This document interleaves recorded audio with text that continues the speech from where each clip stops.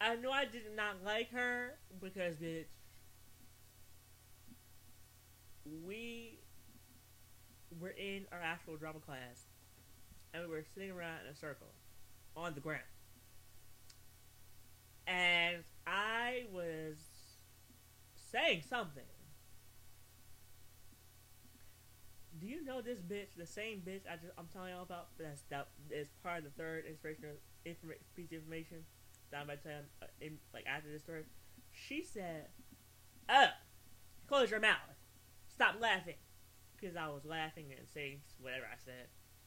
So this bitch, because I was talking, so she was like, "Close your mouth, stop laughing." I said, "Excuse me." In my mind, I'm going, "Excuse me, you dumbass bitch." This bitch, the same bitch, also said, let's call this bitch.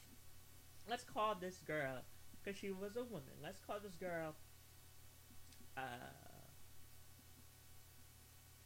Deandra. Let's call her Deandra. So Deandra, even though that's not her real name, Deandra, um,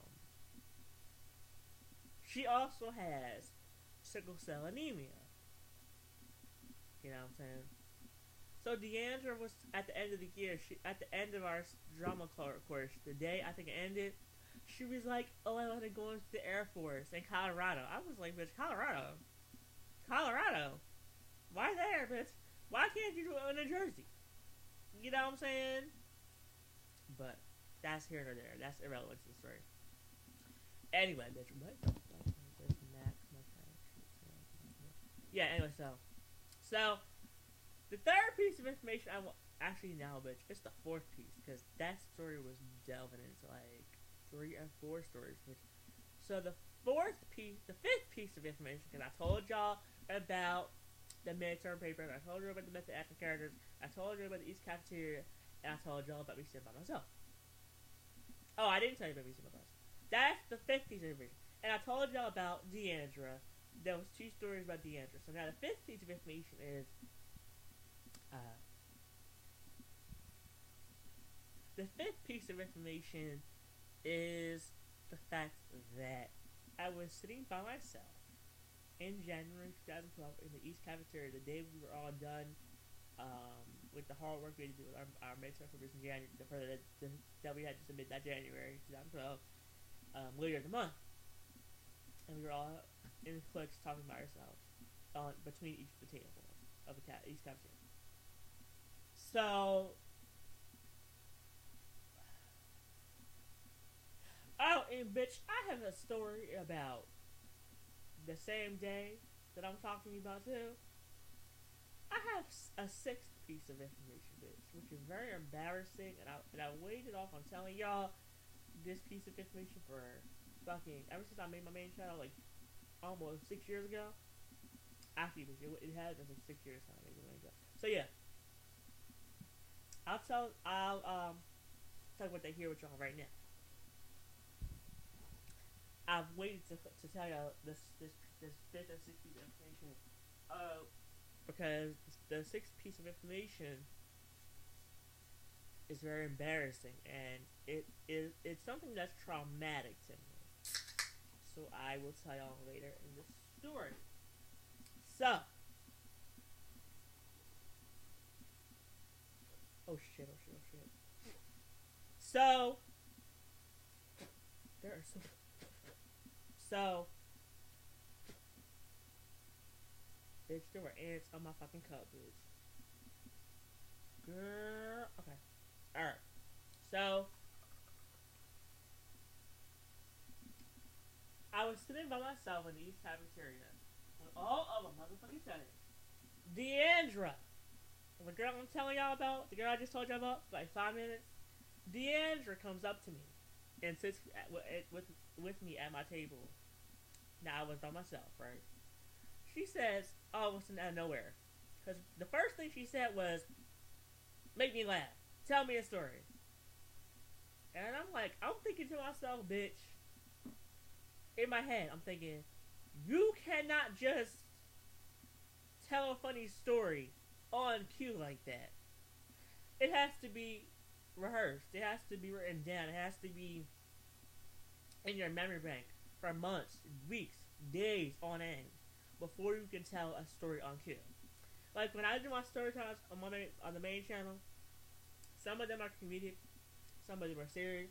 But for the comedic story times, bitch, I do them all impromptu, which is the opposite of what some comedians do.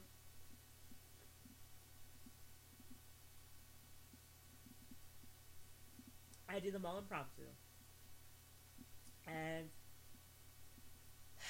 people have told me I need to write a script for my main channel story times. People have told me, even like all my videos are impromptu on the main channel. And on my and these breakdowns on the poetry channel here are impromptu because, bitch, I'm telling y'all the stories behind my poetry, which you can't rehearse, which you can't write down on paper because it's not the same. It's not the fucking same.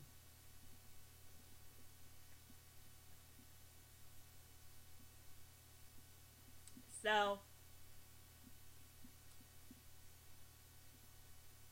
I told Deandra a story. So back to the story time. I told Deandra a story.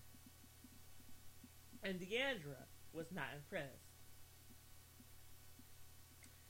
So all of a sudden, she's like telling me, "You're boring me. I'm gonna go now." I was like, "Bye, bitch." And she left. In my head, I'm going, "Bye, bitch," because she left. So her saying something make me laugh and inspired the lines.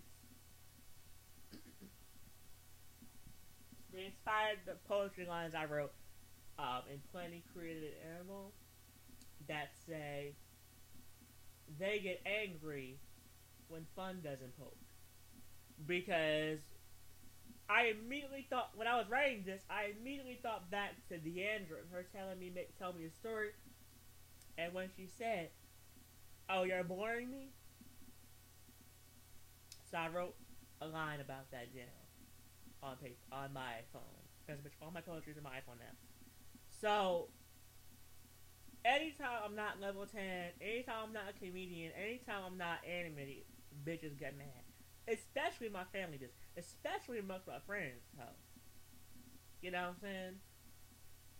So, let me take another swig of tea.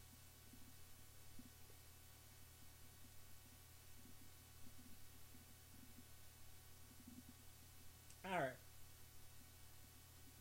So, now we have the next line. It's what's written by me that makes them choke. I talk about topics the people want to know.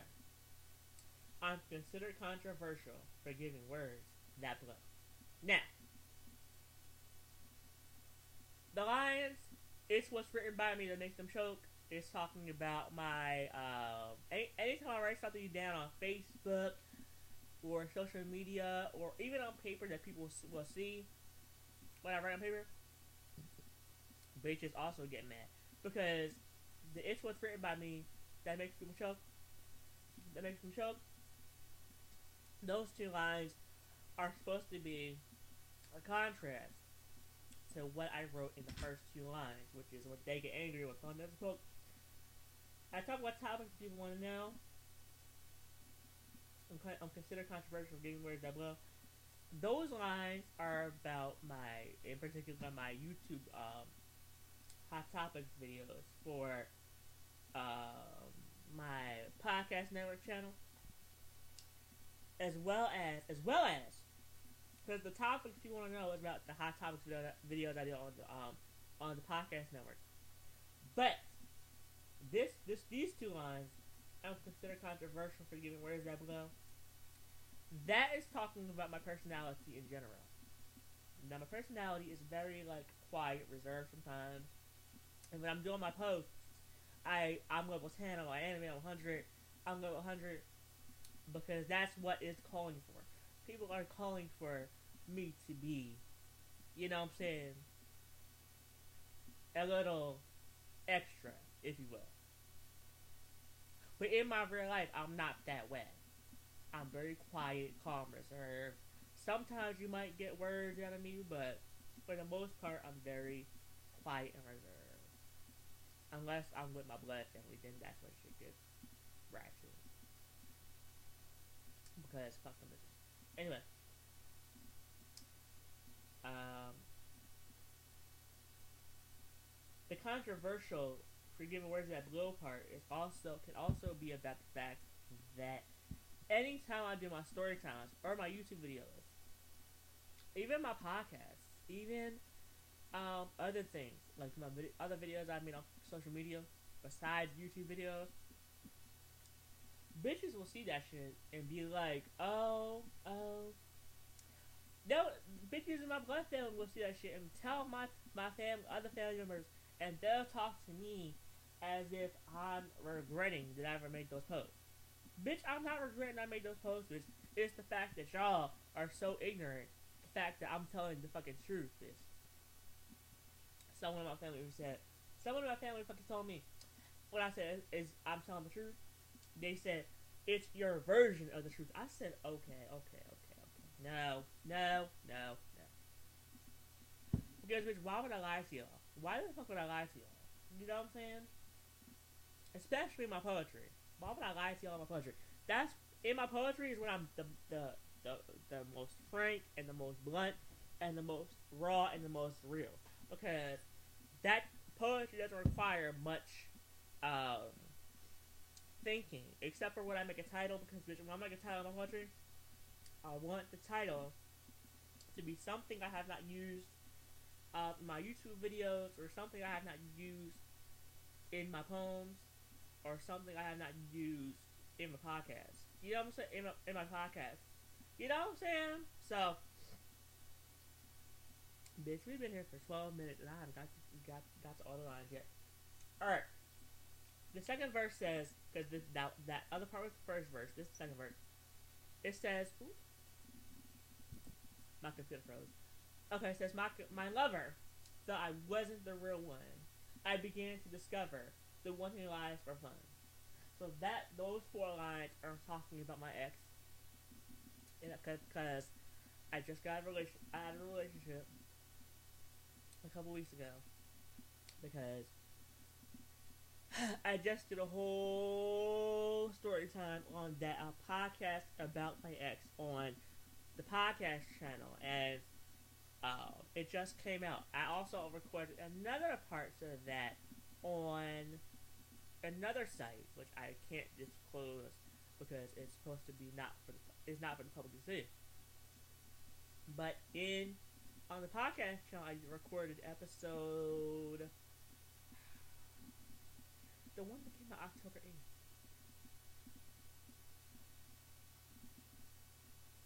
I think it's I Love to Chat episode 45, I want to say. I'm not exactly sure. I know what's I Love to Chat episode, but I'm not, because that's one of the podcasts I do on the podcast network channel.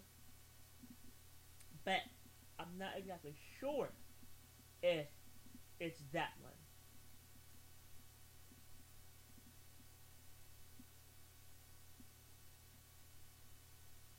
Whichever episode it was, in one of them, I had talked about my ex. And in that episode, I went in. I spilled a lot of details about my former relationship. And I had recorded that a couple weeks before we broke up. Update. We broke up. Now, okay. That's the background detail behind that line. Now, I'm going to tell y'all. I wrote this poem after, like, a couple days after we actually officially broke up. Because he said, because I remember when this person said, oh, will you go out with me? Because he couldn't stop thinking about me, allegedly. We don't know that's the truth, bitch. I'm gonna tell you why in a second. But this person, then changed the story, and then told me about a week ago, maybe like 3 days ago, 4 days ago, 5 days ago, a week ago, This person then changed their story. They changed their tune, bitch. Like Bob Dylan, bitch. They changed their motherfucking tune. And said what they said. I know was the fucking truth. Because they said to me, and I quote verbatim, bitch. And this person just messaged me on Facebook with the same person I'm talking right now. My ex messaged me on Facebook. But I don't give a fuck. This person said, we were never boyfriend and boyfriend. I was like, excuse me? I remember you asking me out all those weeks ago, bitch. Sure do. And now you wanna sit there and lie to me, bitch? Okay. Because then I saw in true colors that he does not respect me, he does not love me, he does not want to be affectionate for me, he does not. You know what I'm saying? That's just a minuscule part of the podcast I recorded, bitch. Go check that shit out. I Love to Chat, episode 45. It's where we spill all the tea about my former relationship.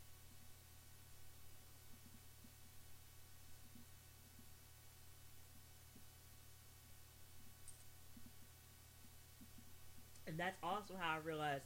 Actually, I had realized this when I'm gonna tell you, like, years ago. Because me and my ex dated for 2.5 years. But it took me a while to realize that this person is a pathological liar. And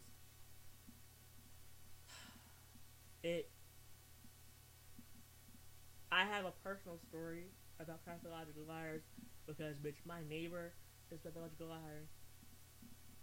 And I didn't want to spill that on YouTube because my neighbor might watch this one day and be like, why are you telling me? Also, my dad, my mom said, my dad was a pathological liar when he was alive. He was a pathological liar.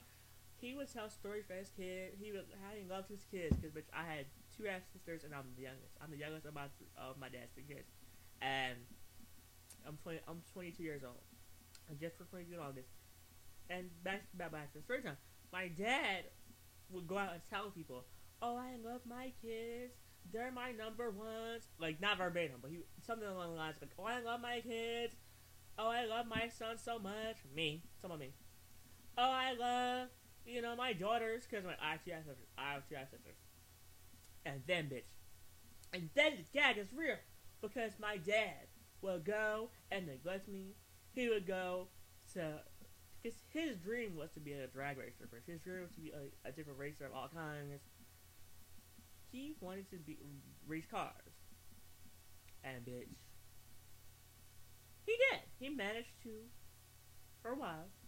And then bullshit happened and he had to hang it up for a while.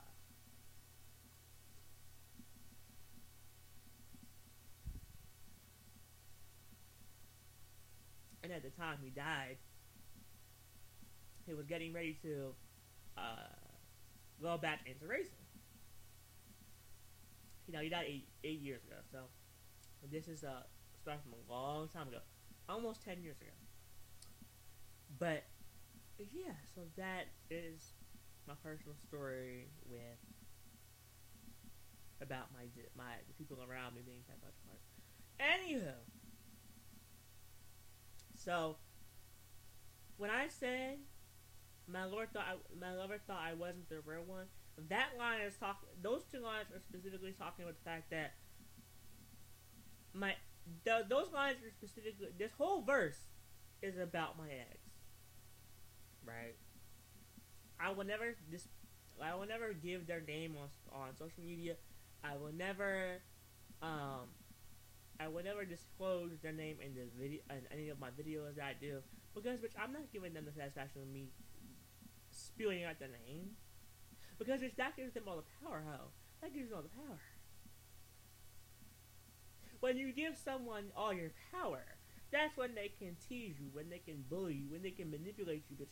You have to know not to give a person all your power, because if that's when they really try to come for you, and when they really take away all your good qualities, and then they really drive you crazy, and when they really turn you into an animal, which is how I created the title of this poem.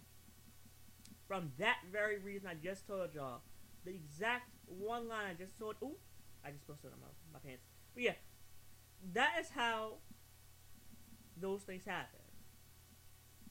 But anyway, back to the point in the two lines. So my girl thought I wasn't the real one. Those lines are talking about the fact that I was having a phone conversation with my ex, and my ex basically sat there and told me verbatim, "Your way of keeping it real," and I quote, they said, "Your way of keeping it real is by being a bitch." I said, "Excuse me? How dare you say that shit?" You know what I'm saying?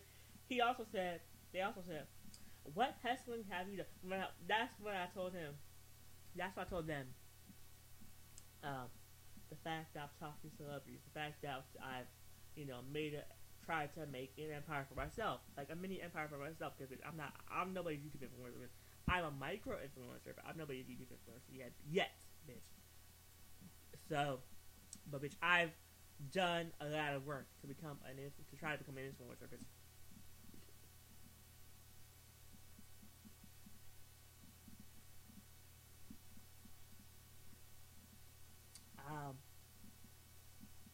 And he basically tried to say, by saying what hustling have you done, that I don't do shit.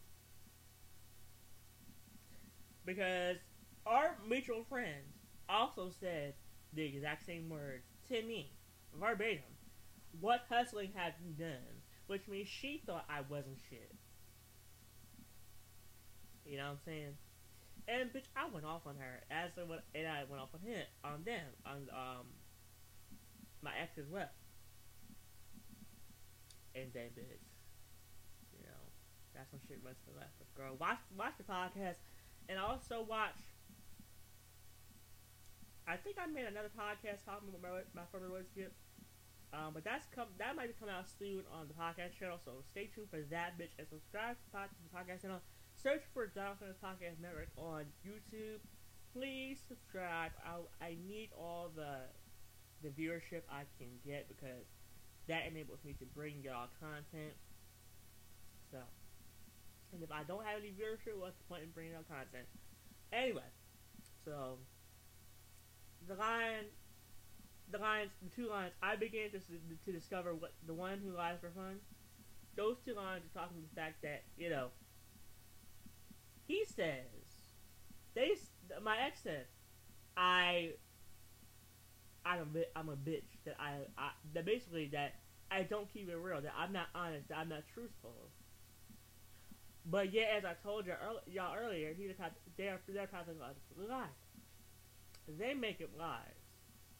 They don't speak the truth when it comes to them telling people things. Specifically, when I remember them telling me things, but they're lies. All lies speak throughout. In every fucking conversation, bitch. But the only thing they did not lie about was their name, bitch. Their fucking name. You know what I'm saying? But yeah. So they're telling me, my ex is telling me, you're not truthful, you're not real. Not verbatim, but he never told me that. He just basically said your way of keeping it real by being a bitch, which I interpreted as him saying that I'm not honest and raw and real and truthful. But bitch, the more they would make him lies, the more I discovered the bullshit that, and the fact that he lies for fun, basically. It's almost like he makes it lies for fun, for shits and giggles, bitch, to impress people, like my dad did. I want to say like my dad did. I don't know for sure because he's not around right now. He passed away years ago. My dad did. So I don't know for sure. I don't have any memories of him telling lies, but my mom does for sure. But because my mom's still alive. But anyway, back to you know the poem. So I wrote these next lines. Their mind games equal manipulation plus politics. Abuse that made me an animal, all due to planning tactics. So the first two lines are talking about the fact that the lines,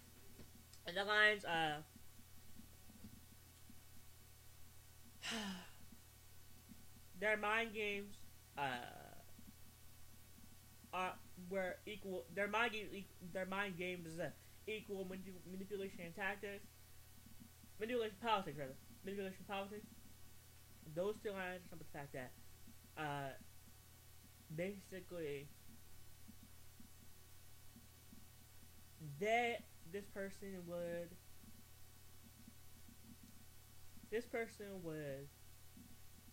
I'm trying to think of how much it is.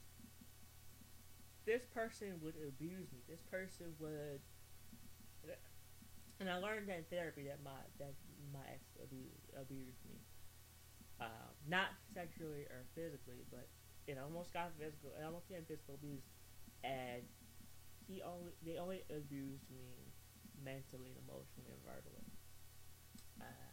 But I discovered that this person would lie and cheat on me and lie to me more and more. He cheated on me. This person cheated on me 3 times that I know of, because I said he's pathological liar. That mine. Ooh, that's my phone. This person would play mind games. This person, for example, I want to illustrate the mind games part, because for the reason why some of the reasons why I wrote that line. One of the reasons, I'll give you like 1 or 2 reasons. The first reason is, for example, this person would tell me, hey, you want to hang out? And one of 2 things would happen. Either one, at the last minute, this person would cancel last minute after I said yes, I wanted to hang out with this person. Or 2, this person would come to where I live, the town I live in, because I live 45 minutes away from this person. So they would be in my town, like, frequently. But they would never come over my house to visit me and say hello and chill and hang out with me at my house. Do you see the bullshit? Do you see the bullshit in the lies and the manipulation and the other shit? You know what I'm saying? This person also made up a lie saying, oh, I was raped. Oh, I got a girl pregnant. Oh, when she raped me, I got her pregnant. And I was like, okay. For a year, for about 6 months, I thought that shit was real. I thought that lie was real. And then I began to realize, this motherfucker is lying to you. This motherfucker wants to play mind games with you. That's the second example of the mind game and the manipulation of politics, because it's all manipulation of politics to this person. I told y'all with the mind games, that was the first part, by him not wanting to hang out with me, him not showing me that he truly respects me by wanting to hang out with me. That was the first part. The second part was the manipulation by this person showing me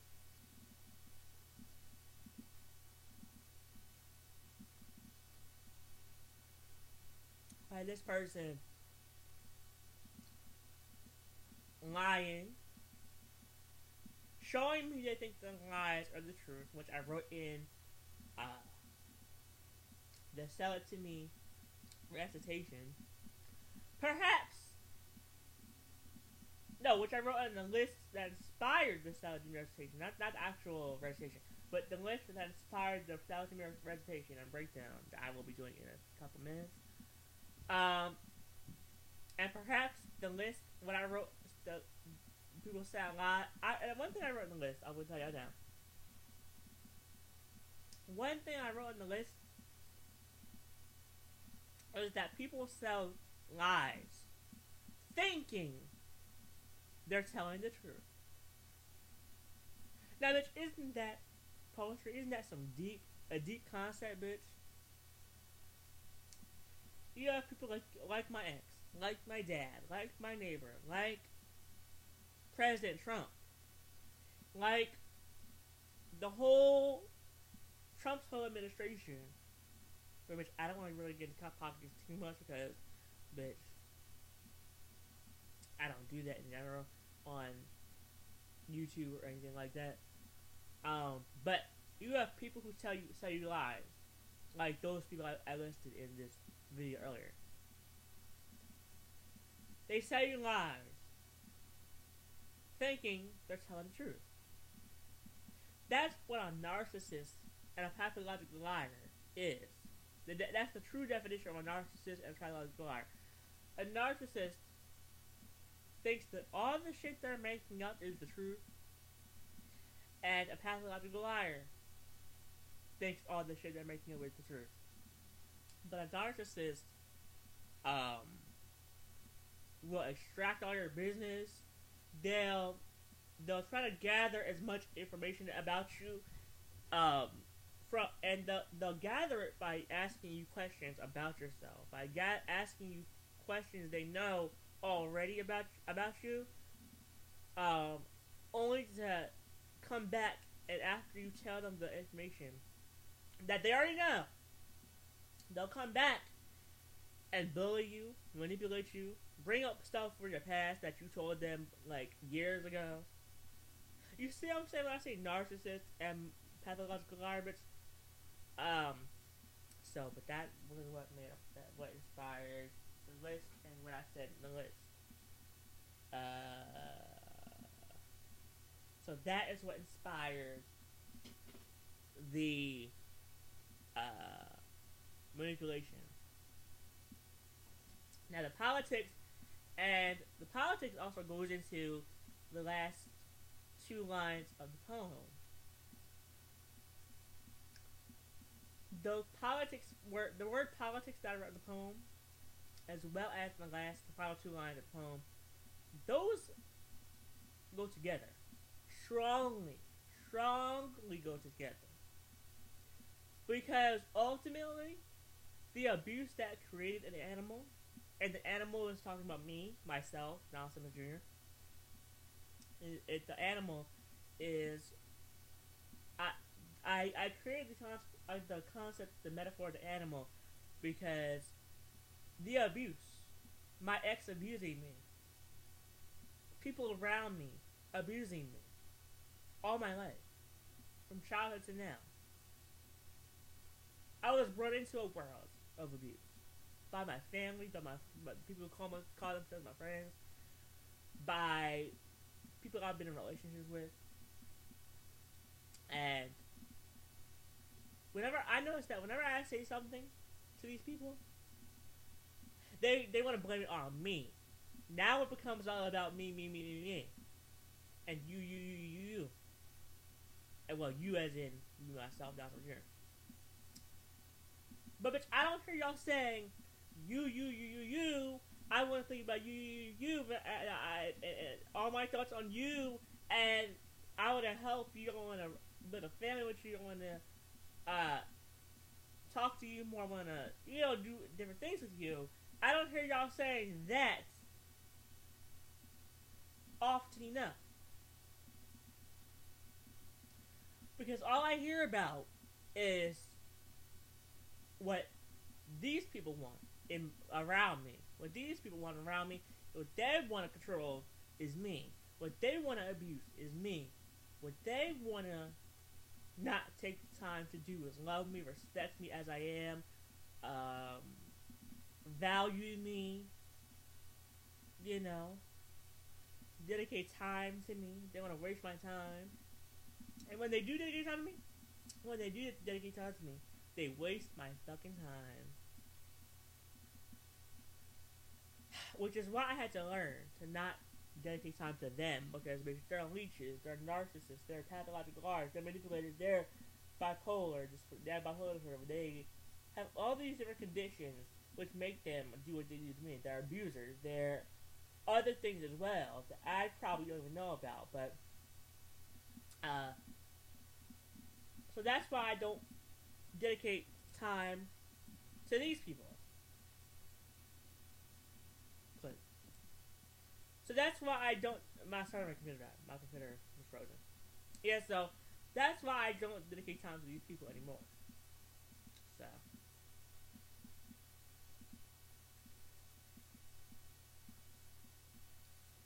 One last thing I want to say, because I've already discussed the abuse made in animal line, because I've discussed it for like at least 10 minutes of this whole thing, and I also discussed it earlier in the video. So I'm not gonna discuss that anymore. So let's move on down to all due to planning tactics. So that line is with my ex. The fact that my ex would basically calculate out how to abuse me, how to bully me, how to manipulate me, how to lie to me, how to cheat on me.